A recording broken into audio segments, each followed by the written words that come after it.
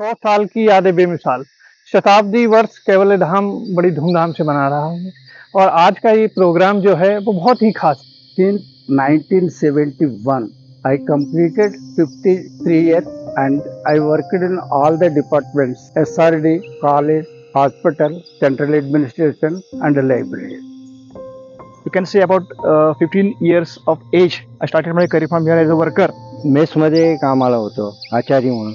सगळी सर्व्हिस माझी 28 वर्ष झाली. कैवल्यधाममध्ये 26 सप्टेंबर 1979 ला आले. माझी 40 वर्ष इथे सर्व्हिस झाली.